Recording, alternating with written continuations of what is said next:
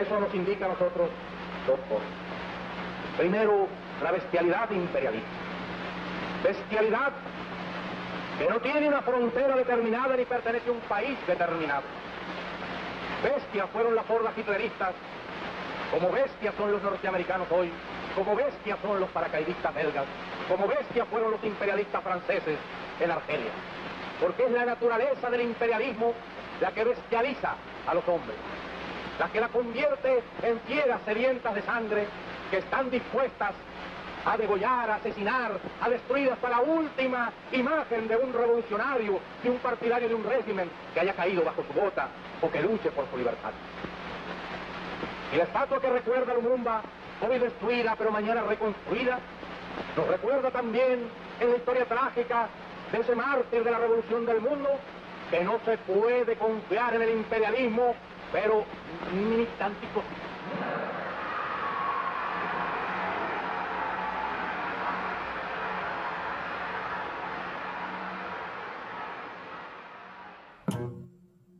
Hello! Yet another new series that I'll have a difficult time adding additional episodes to before I inevitably lose interest. For the uninitiated, the CIA is a terrorist organization that carries out the dirty work of American ruling interests domestically as well as abroad, against the interests of the American people. Coups, assassinations, the restrictions of personal rights, as well as downright crazy nonsense that the best dystopian novels have a hard time replicating.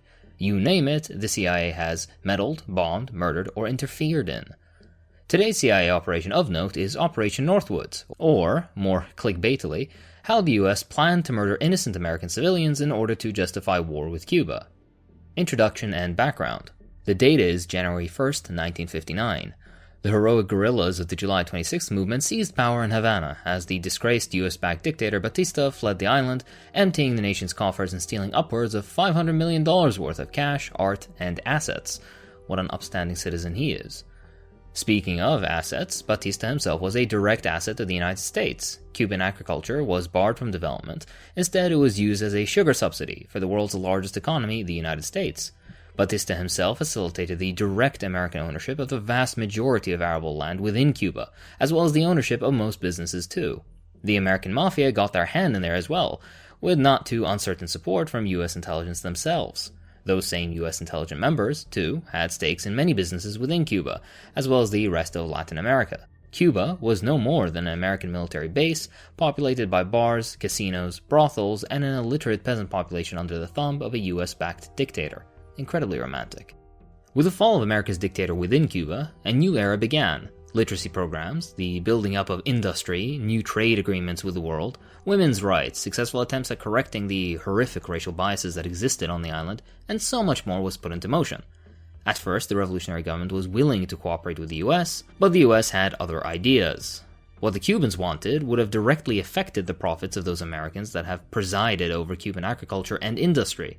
Most of them, as previously mentioned, being intimately connected to American ruling structures as well. American-owned and ran companies within Cuba simply refused to work with the government of Cuba, refusing to refine oil, to pass paperwork, or to even listen to the requests of Cuban delegates. Try that in the United States.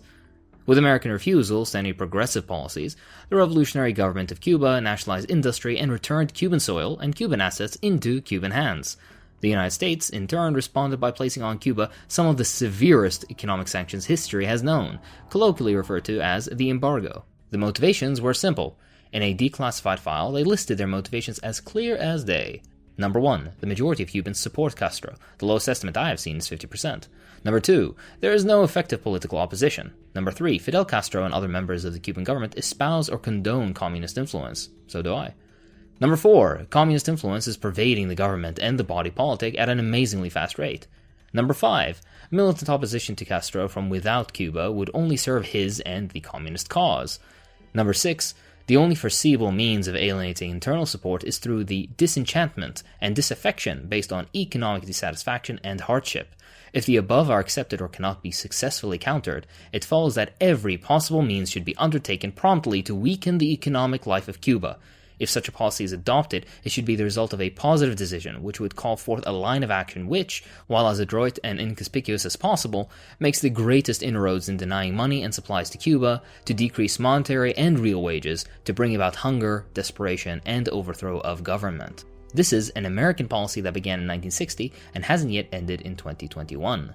But this wasn't enough. US President Eisenhower in 1960 alone gave the CIA $13.1 million to use against the new Cuban government. Accounting for inflation, that's $121 million in today's money. Not for education, or healthcare, or jobs, or infrastructure in the US, but to overthrow a people's government to secure further profits for a handful of people at the American top. Regardless, they couldn't just stop at this, so in 1961, the United States officially sponsored and supported a clandestine invasion of Cuba by a military force directly trained by them. This was known as the Bay of Pigs invasion. This American adventure failed spectacularly, with Che Guevara remarking, "Nothing strengthens people's support in a revolutionary government like a US-backed invasion." Of course, the CIA got to work immediately planning another invasion in 1962, but that was quickly scrapped as Kennedy saw that another US failure would permanently ruin America's global reputation, as if that hadn't happened already. That definitely didn't stop them, though, from developing Operation Northwoods. In 1962, a plan was concocted by the US Department of Defense and the Joint Chiefs of Staff in which many possibilities for starting a war with Cuba, based on false pretenses, were discussed, outlined, and planned. These included assassinations of Cuban immigrants, sinking of boats and shooting down planes carrying civilians, and acts of terror within US cities. To quote, "We could develop a communist Cuban terror campaign in the Miami area, in other Florida cities, and even in Washington. The terror campaign could be pointed at Cuban refugees seeking haven in the United States. We could sink a boatload of Cubans en route to Florida, real or simulated. We could foster attempts on lives of Cuban refugees in the United States, even to the extent of wounding in instances to be widely publicized. Exploding a few plastic bombs in carefully chosen spots, the arrest of Cuban agents, and the release of prepared documents substantiating Cuban involvement would also be helpful in projecting the idea of an irresponsible government." These proposals were approved at every level of US government until it reached Kennedy, who was the final person to look it over and eventually reject the proposal. Not from some love for peace, mind you, but because he was worried that the military forces that would be diverted to Cuba would be better used in Berlin or Vietnam. The proposal itself was presented in a document titled Justification for U.S. Military Intervention in Cuba, which outlined the general invasion plan of Cuba by the U.S. Number 1, aggressive military posturing against Cuba intended to provoke a Cuban reaction. Number 2, a series of well-coordinated false flag incidents planned to take place in and around Guantanamo to give a genuine appearance of being done by hostile Cuban forces. Number 3, United States response by executing offensive operations to secure water and power supplies, destroying artillery and mortar emplacements which threaten Guantanamo. This includes the admitted civilian targets. Number 4, commence large-scale United States military operations within Cuba. Keep in mind, Guantanamo is Cuban soil illegally occupied by the US. Their general plan was to provoke an attack on a US military base that has no business being there in a sovereign and independent nation, and then to respond with overwhelming force against said nation, expanding the occupation from a naval base to the whole island. This also neatly ties into Operation Mongoose. Amongst the plans to kill American civilians in order to justify invasion of Cuba, the CIA also outlined many plans for the assassination of Fidel Castro and other leaders of the revolution. Almost every false flag operation planned had the expressed intention of justifying a war with Cuba, even for unrelated events. For example, Operation Dirty Trick, rightfully named, has the expressed goal of blaming failed US space missions on Cuba. To quote, "The objective is to provide irrevocable proof that, should the Mercury manned orbital flight fail, the fault lies with the communists et al. Cuba. This is to be accomplished by manufacturing various pieces of evidence which would prove electronic interference on the part of the Cubans." They even went as far as to plan false, quote-unquote, Cuban invasions of nearby countries, which could give the US an excuse to intervene. To quote, "A contrived Cuban attack on an Organization of American States member could be set up, and the attacked state could be urged to take measures of self-defense and request assistance from the US and the OAS. The US could almost certainly obtain the necessary two-thirds support amongst OAS members for collective action against Cuba." Hilariously, there is an official, highly sanitized publication that details American interventions and war crimes called the National Security Archive, which basically cycles between, we didn't do it, and if we did do it, then we were justified in doing it. Highlighted areas of action were, to quote, anti-Castro propaganda, disruption of the Cuban economy, including large-scale sabotage operations, and the development of instructor cadres to provide both communications and paramilitary training to resistance groups. Under the Mongoose operation, over a dozen major operations were authorized and carried out, including military attacks on sugar mills, railways, power plants, and oil refineries. One of the industrial facility attacks resulted in the death of 400 workers, with Kennedy's direct approval. According to the historian Stephen Rabe, and I quote, "The Kennedy administration showed no interest in Castro's repeated request that the United States cease its campaign of sabotage and terrorism against Cuba. Kennedy did not pursue a dual-track policy towards Cuba. The United States would entertain only proposals of surrender." Rabe's research further shows how US-backed groups would stage hit-and-run attacks on Cuban ships transporting goods, and on the island itself. Historian Jorge Dominguez further documents that, and to quote, "Only once in the 1,000 pages of documentation did a US official raise something that resembled a faint moral objection to US government-sponsored terrorism."